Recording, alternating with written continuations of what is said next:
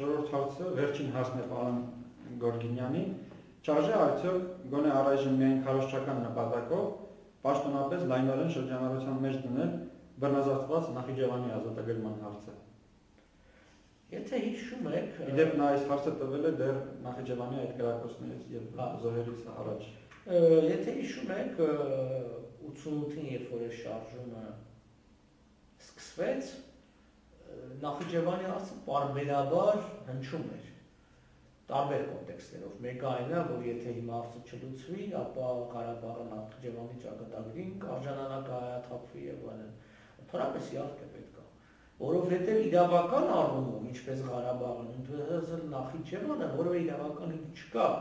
այսօր գտնվելու Ադրբեջանի կազմում, առավել ևս Նախիջևանը մի քիչ ավելի անհեթեթ է իրավունքի տեսանկյունից, որովհետև առաջին այլևս է։ Հա, չէ, հիշենք, որ Նախիջևանը դա Երևանի նահանգի մաս է կազմել, եւ Երևանի նահանգը երբևէ վիճելի տարածք չի եղել։ Այսինքն Երևանը եւ Կարծը անվիճելիորեն համարվել է հայաստանյան տարածք, վիճելի էր համարվում Ելիզավետապոլը, որը Ելիզավետապոլի նահանգի մաս էր, այսինքն Զանգեզուր եւ որովհետեւ գիտեք ինչ էր, երբ որ Ռուսաստանը կործանվեց, ցարական Ռուսաստանի մասին է խոսքը եւ 3 հանրապետություններ 18 մայիսին ստեղծվեցին, չգիտես ինչու, թաթարները, ժամանակ թաթարներ էին, Կովկասի թաթարները որոշեցին, որ երկու նահանգը իրանցն է, Բաքվի եւ Ելիզավետապոլի նահանգն է, վրացիներն էլ որոշեցին, որ երկու նահանգներ իրանցն է, Թիֆլիս եւ Քութայիսը, որտեղ ինչու, որտեղ հայերին երկու նահանգ էր, Երևանը եւ Կարսը, կարծես թե եղբայրահուվար կիսեցին, բայց դա որևէ իրավական, պատմական, ժողովրդագրական հիմքեր չունի, որովհետև Ելիզավետապոլի նահանգի մեջ էր մտնում եւ Զանգեզուրը եւ Ղարաբաղը, իսկ Ղարաբաղ ասելով ես նկատեմ ոչ միայն լեռնային, այլև դաշտային։ Իսկ ըստ էության Ելիզավետապոլի նահանգի հարավ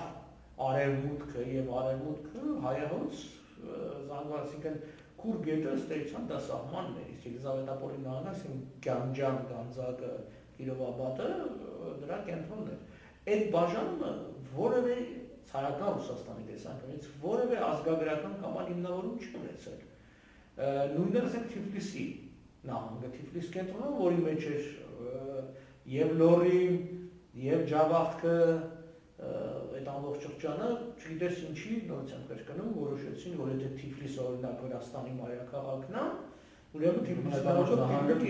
այդպես չի, որտեղ պետք է ասեմ, որ օրինակ Ազգերի լիգան նման սկզբում չորդեգրեց, որտեղ Ազգերի լիգան ճիշտ է, չի կարող ինչ-որ մի երկրի վարչական բաժանում հիմք հանդիսանալ նորաստեղծ երկրների համար, սահմանազատման համար, որտեղ բայց այս է, որ վիճելի տարածք Զանգեզուրը եւ Նախիջևանը, Զանգեզուրը եւ Ղարաբաղը վիճելի, բայց Նախիջևանը երբեք։ Հիշենք, որ Նախիջևանի հարցը առաջին անգամ բարձրացվեց եւ ամրագրվեց ինչ-որ լուծման ձև ի վնաս մեզ ռուս-թուրքական կամ բոլշևիկյան-քեմալական մոսկովյան բանակցությունների ժամանակ 21 թվականի մարտին, որտեղ ռուսները որոշեցին Թուրքիայի հետ միասին, որ Նախիջևանը պիտի լինի Ադրբեջանի ենթակայության ներքո առանց երրորդ երկրի տալիգրամի, բայց այդտեղ ուզում եմ շեշտել, որ այնտեղ ձևակերպումը օրինակ ինքնավարության մասին չի խոսքում, այսինքն Նախիջևանի ավտոնոմիայի մասին չի խոսք, այլ խոսքը գնում է խնամակալության մասին, ըստ էության պրոտեկտորատի մասին, իսկ պրոտեկտորատը տվյալ երկրի մաս չի, օրինակ Թունիսը ժամանակին ֆրանսիական պրոտեկտորատ էր, բայց մաս չէր կազմում, կամ օրինակի համար Սուդանը եգիպտապետանական պրոտեկտորատ էր եւ այլն, երկակի կրկնակի պրոտեկտորատներ են եղել։ Հետեւաբար դա կապ չունի եւ արդեն ավելի ուշ 23 թվականի Նախիջևանի ՍՍՀ ստեղծումը, ինքնավար ինքնավար սոցիալական սոցիալական հանրապետության ստեղծումը, դա արդեն խախտում է նաև միջազգային պայմանագրի։ Հետևաբար, եթե Ադրբեջանը խախտել է ժամանակին միջազգային պայմանագրի, նաև Մոսկվայի պայմանագիրը եւ Կապսի պայմանագիրը, որոնք չնայած, որոնք իրավական առումով ուժ չունեն, որտեղ մենք գիտենք, որ ըստ Վիեննայի 69 թվականի կոնվենցիայի պայմանագիրը դա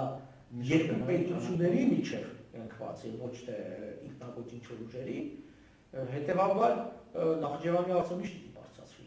Եվ ես իմ հոդվածների մեջ, բազմաթիվ ելույթների մեջ բազմաթիվ անգամներ դա բարձրացրել եմ։ Ի վերջո նայենք, ինչու ստեղծվեց այդ ինքնավար հանրապետությունը,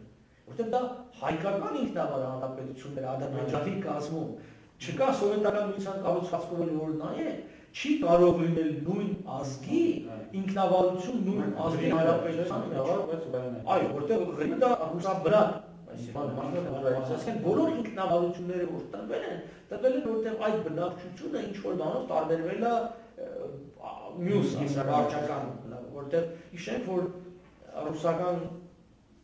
մտածողությունը, այդ Մատրյոշկայի մտածողությունը նաև ՍՍՀ կազմավորման վրա ազդեց, այսինքն ստեցան ինչ ՍՍՀ, դա մի մեծ Մատրյոշկա էր, որի մեջ ավելի փոքրն էր, այդ մյուս աշյանները, դա 15 հանրապետություններ են, 15 վարչական բավորներն էին, որից յուրաքանչյուրը, բայց ոչ բոլորը, իր հերթին բաժանված էր ինքնավար հանրապետությունների, հետո ասենք ինքնավար մարզեր եւ այլն, այդ 40-ական կառուցվածք ուներ։ Հետևաբար, բայց այդ 40-ական կառուցվածքը ինչու էր, որպեսզի ապահովեին տարբեր էթնիկ եւ ազգային խմբերի իրավունքները։ Հետևաբար Նախիջևանը այդպես էլ ստեղծվեց եւ եթե օրինակ նայում եք այն ժամանակվա Նախիջևանի ինքնավար հանրապետության դրոշին, ապա այնտեղ նաեւ հայրենիությունը կա։ Ինչու որտեղ հայերը բնակչության այդօքսային կազմում, բայց իրենց հաջողվեց եւ ստեցան երկրորդ համաշխարհային պատերազմը արդեն հիմնականում հայատապան են, իսկ վերջին յուղը 88 թվին հայատապ եղավ։